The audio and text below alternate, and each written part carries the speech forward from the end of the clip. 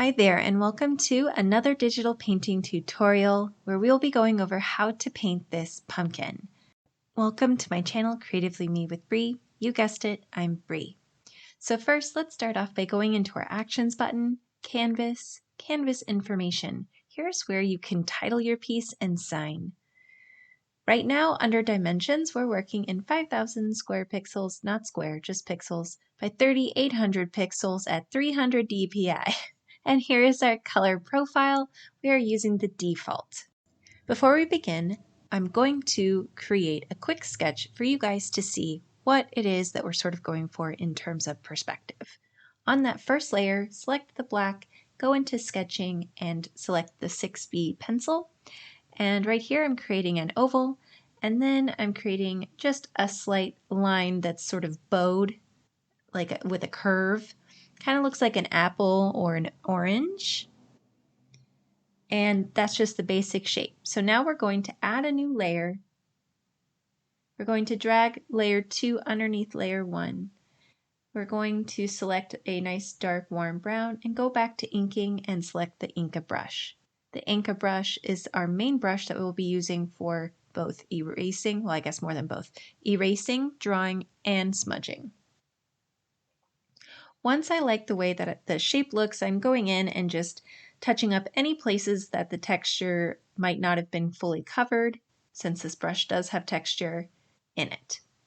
Now, I want to show you guys underneath because it's hard to see this. So there's our shape. Above layer 2, we want to select the plus sign to create a layer 3, and using the color black, we are going to get down our basic shape for our stem of our pumpkin.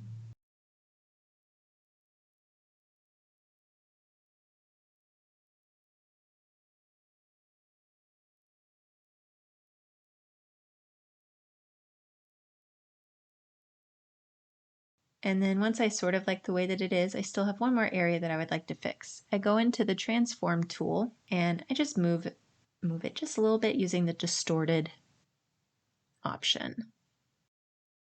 I could use an alpha lock on this particular layer, which is layer 2, but I wanted to add a new layer above, which is now layer 4, and create a clipping mask. I use this so that I can draw directly on top of that brown pumpkin and start adding in some color variation so we can start to see the actual shading of the pumpkin.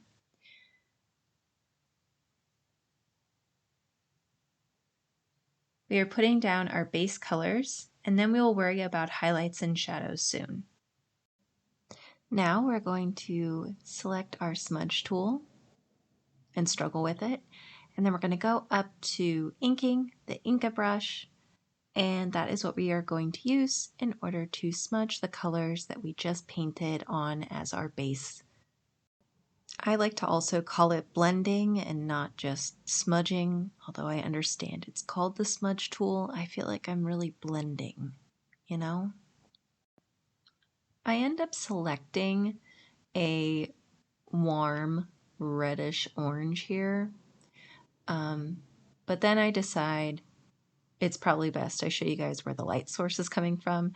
So I go up to the sketch, I add a new layer on top of that, and I just hand draw in a light, so to speak, and I just take the opacity down, and then I use the transform tool to move it. So now we sort of get an idea of where the light is coming from and how it's going to be cast on the pumpkin, so we can be more intentional with the colors that we put down and where we put them. So you'll notice that I have this warmish red-orange more highlighted on the back side than I do on the front side. And I think of it almost as backlighting, so reflective light rather than direct light. Selecting the orange, I now am going to paint in where I believe the brightest parts of the orange are going to come through. So you'll notice on this back side, I don't paint nearly as much of this lighter orange color because theoretically speaking, the way that the light is hitting the pumpkin, it would only really touch the tops and this front side. I make sure that I take the smudge tool and blend those colors in. I'm also going to grab this nice, it's kind of like a yellowish orange. I do end up making it a bit brighter because I realize that my palette is not exactly the way that I want. And I use that to highlight where I think the light will be just picking up the most on the pumpkin. And then of course, once I feel like I have the light where I want, I go back in with my smudge tool and blend it all together.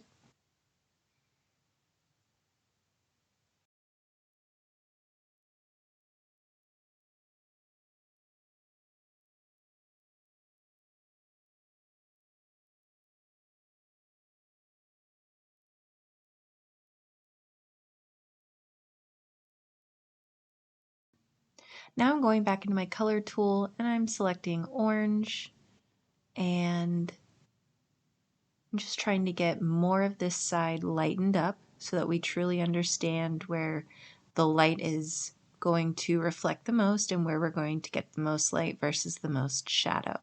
Now we'll need to ensure that we are getting a little bit more shadow in here. So I'm going to add a layer on top of layer 4 and make that a clipping mask and select the nice dark warm brown. And I'm going to paint in the areas that I feel that shadow would be the most prevalent. So on the underside and the back side of the pumpkin. And I'm softening and smudging or blending by using the smudge tool. The brush I'm using to smudge is still Inca under inking. After combining those layers, I'm going to add a layer on top of layer 3, which is now layer 5. Now I'm going to my color tool and I'm picking a medium brown. You can't really see it that well. It doesn't register on the camera as much as I would have liked, so I end up going with a more vibrant orange brown and use that so that it's easier to see. Once I have that on, I am smudging it. I am also going to work on this part of the stem. I try out some more yellow colors, but I end up going back to orange. I just like this brown, light orange, and sort of add just a little yellow into it, but not too much. I don't overdo the color on the backside here because technically it should be in shadow, but we do want some so that it reads. We will be adding additional highlights on the front side where that light source would be coming from closer to the end. So hold tight. We'll get there, I promise.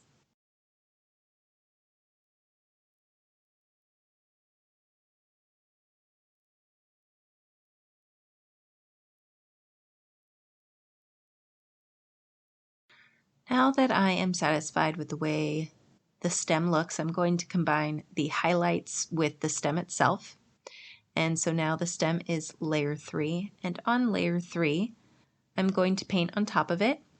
I'm going to still be in the Inca brush, and I also want to make sure my opacity is all the way up. There we go. And I'm just going to add a little bit of additional texture outside of the initial shape. So that way the stem feels a little bit more realistic and not so flat.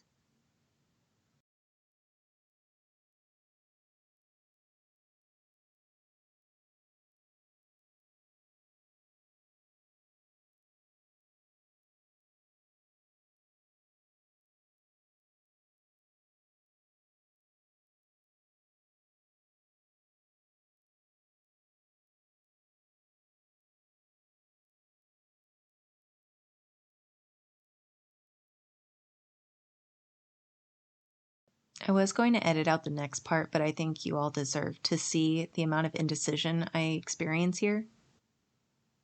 There it is. Did it. Now we're going to paint the front portions of the pumpkin. So these little bumps at the forefront, we want to make sure that it's overlapping the stem just a little if we want it to have that realistic effect and not look too flat. So I use the orange color, and then I'm also using the smudge tool to soften up the drawing lines.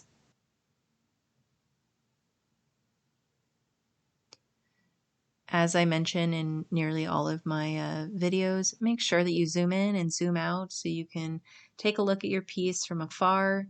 Also, if you need to, step back entirely from the project. Sometimes that also helps.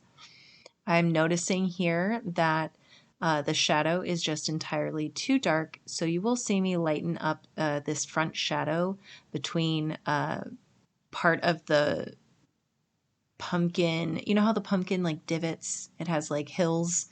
I noticed that there's just a little too much shadow in some of the areas, so I try and soften that up here. And I continue to soften up as well when we add more lighting. I end up taking the eraser here and just creating a little bit more of a shape on this back part. I really want this pumpkin to have some nice lumps to it. Heading back into layers, I'm going to add a layer on top. So I believe that's now layer 3. I'm going to choose this very vibrant yellow orange color. And I'm going to start painting that on to really push the highlights. So I'm going to just continue to add in this yellow. I'm not too worried about the lines and how they look because I do know that I plan to blend them in or smudge them in. I'm just trying to make sure that, like, if I were to zoom out, where would the main shapes of light be? And that's where I'm trying to put them.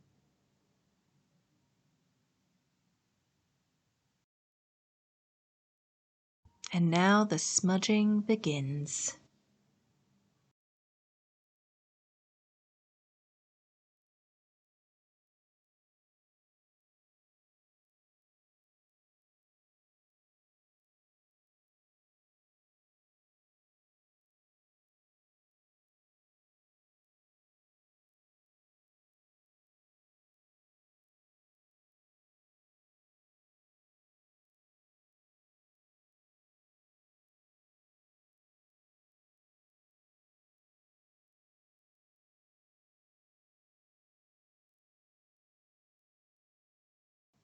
Once this part is complete, I'm going to go back to the brush and I'm going to just put little highlights up on the top of the stem.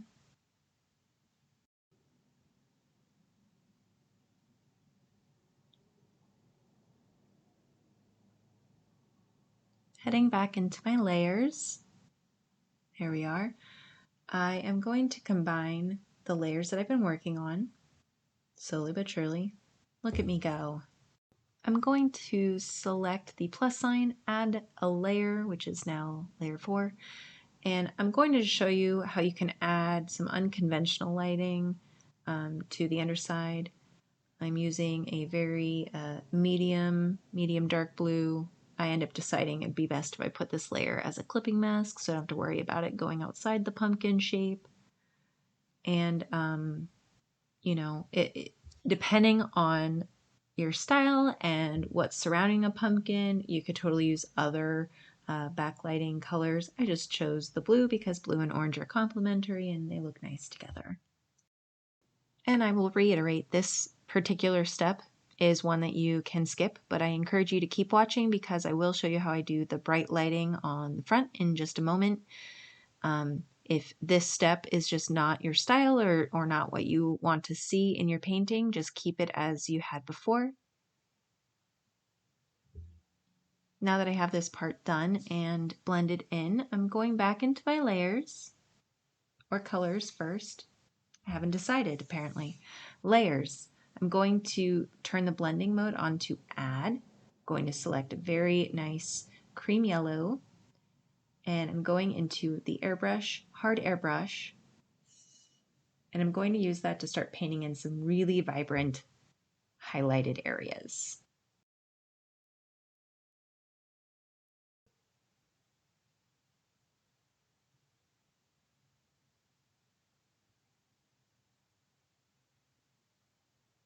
I'm going to increase the size and lower the opacity so that I can color the side here a lot more vibrant, just to continue to push color and push highlights. I'm on the add layer still with the add blending mode, so the light that we're doing. And I'm continuing to paint on that layer, which is above the pumpkin layer.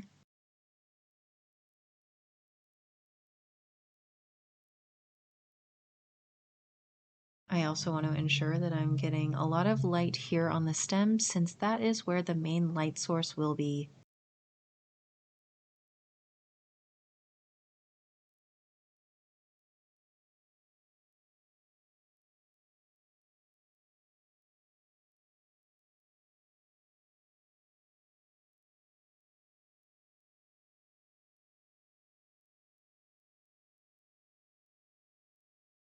I continue to add more highlights, keeping in mind where my light source initially was. If you need that sketch back up, you can always turn that layer back on for yourself. And here is the part where I realize I need to lighten up that first shadow right there. So I just lighten it up. I think one of the benefits to filming your art and then looking back is that you can see when you've missed something that you didn't initially see the first round. And then here, real quick, I am grabbing the Inca brush and I'm just filling in any of the textured areas that I didn't before. If you're wondering, shouldn't she have done that before? You would be correct. Yes, I should have done that before. I even told you guys to do it, and yet I missed parts of it. Sometimes it's just best to do as I say and not as I do. But obviously, totally up to you, you know? All right, guys, we're getting really close. I think this is it. This is the end. Except I can't leave it be. That's just for me. You guys don't have to do that small detail. But if you want to, you can. All right, now we're done. Right? Yeah, we're done. Okay, that's good. We're good. All right, if you are still with me at this point in the tutorial, thank you so much for your support and for hanging out with me today. If you haven't subscribed, liked, or commented, please do. And I'll see you at the next tutorial. Okay? Okay, bye.